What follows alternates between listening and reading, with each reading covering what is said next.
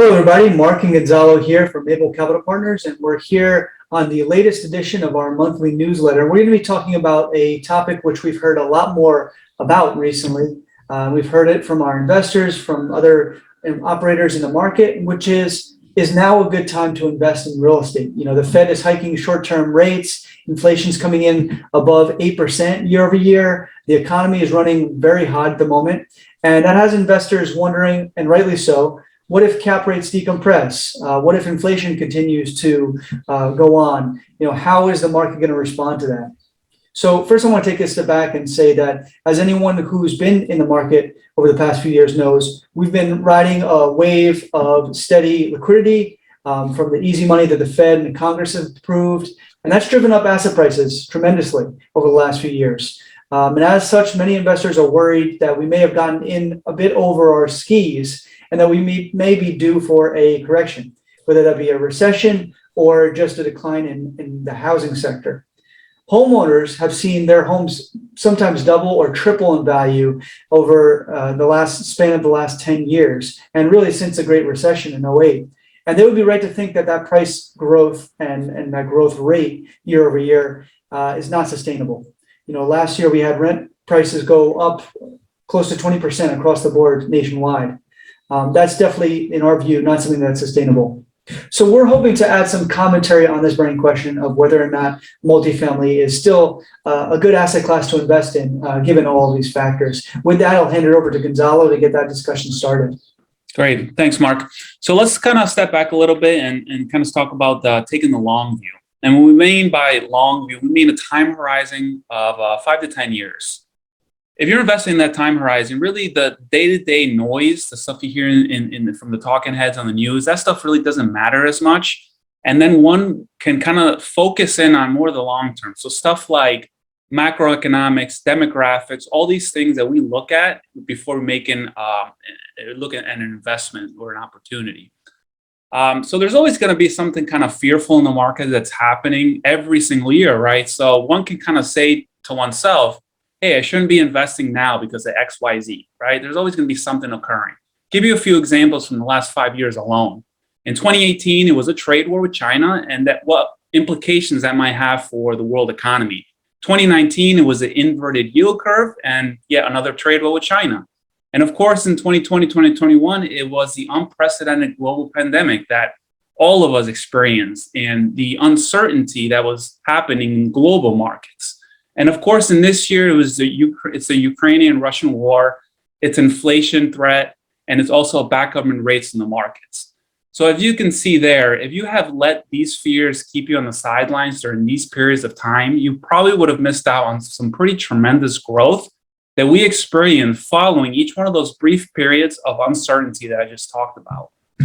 So us as humans, we're just hardwired to avoid loss at all costs. I mean, studies have found that the pain of loss is far more powerful than the pleasure of gain. This is called loss aversion. However, one thing that may help is kind of understanding the situation more clearly to help out with that.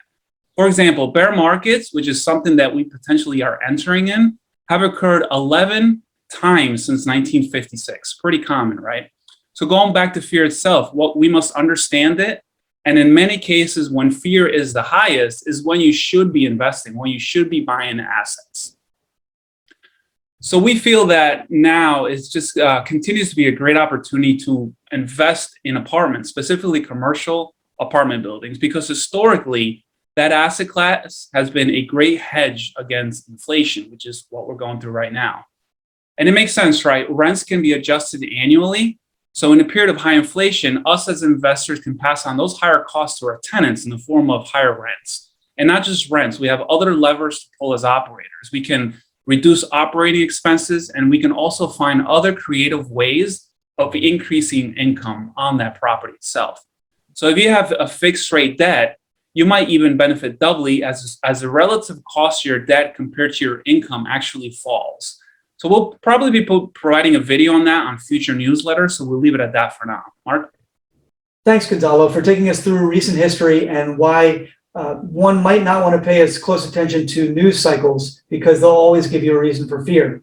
Now, let's zoom out a little bit and look at the long-term future for multifamily. Supply-demand fundamentals still heavily favor BC class multifamily over the long term. We'll link to our video on that specific topic below. Suffice it to say that there is a huge imbalance over the next decade between the housing that's being supplied and that which is being demanded. We're simply not building enough, and we haven't been building enough for the last 10 plus years. Now, more recently, construction permits for housing have been a bit elevated. There's still not enough to meet our annual demand. Again, check out the link below in the video notes.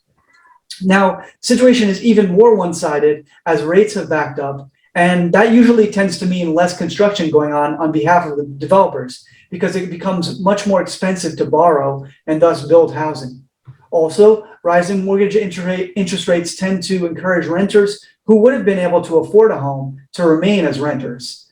The NAR estimates that about 2.6 million renter households ages 25 to 44 have been priced out of buying as mortgage rates rose from 3 to over 5%. 2.6 million households not able to buy because of the backup in rates. That's powerful. Now, multifamily is in a strong position if the housing market cools. The recent mortgage rate rise and coinciding moderation of home purchases has the potential to temper price growth, but the affordability gap relative to apartments remains substantial. The difference between an average monthly mortgage payment and a rent obligation stood at $638 in the first quarter of 2022. That means that it's $638 nationwide more affordable to be a renter today than it is to buy a home. By comparison, that margin was $440 during the same period in 2021. That means it's only becoming more appealing to be a renter versus buying.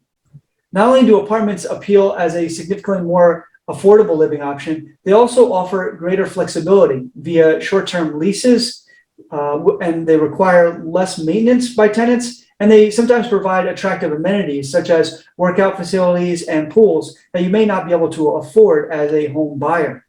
These factors will likely sustain multifamily momentum, keeping the national vacancy rate extremely tight in the near mid 2% range in 2022.